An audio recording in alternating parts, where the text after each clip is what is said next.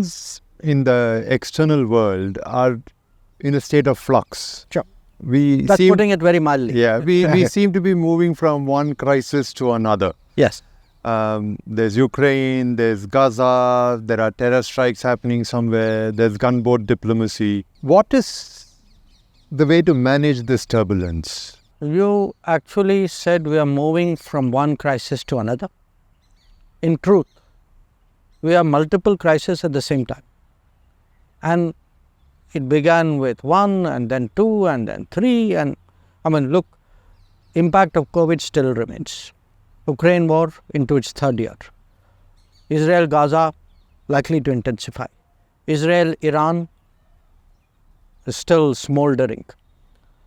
Attacks, drone attacks, missile attacks, which is impacting shipping in the Arabian Sea, lifeline for all of us, very much a danger. 20 Indian ships out there. Go further east, China trying to pressurize us in the LAC, Pakistan in a perpetual, in fact intensifying crisis, Pakistan, Afghanistan getting very tense.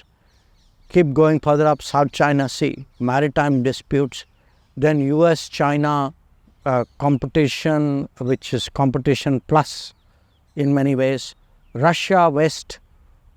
So, and then on top of it, if you look, other regions have their own, terrorism, governance issues.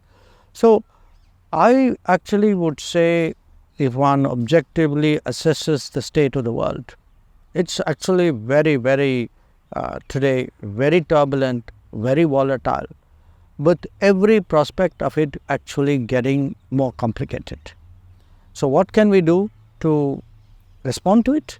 I think the most important thing we can do is actually have an experienced, sober, practical, grounded but courageous leadership which can take the calls, because we'll have to keep making calls. We'll have to make a call like we did about our students in Ukraine. We'll have to make a call, do we buy Russian oil or not buy Russian oil?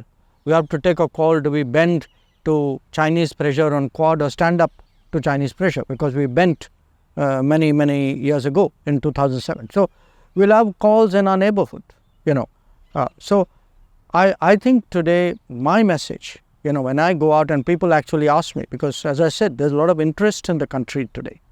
People ask me, okay, thank you very much, you spelled out the nature of the world. So, what do we do? And my honest answer to them is strengthen Narendra Modi's hands, because he is actually the guy who's going to see you through this stormy period. That you need a very firm, steady, experienced pair of hands on the tiller as we navigate these turbulent waters. And also a very clear idea of what our position is, right? What we stand for, what we want. And not just clear, I think very confident. A sense of what we are, what we were, what we are, what we should be, and how do I get that?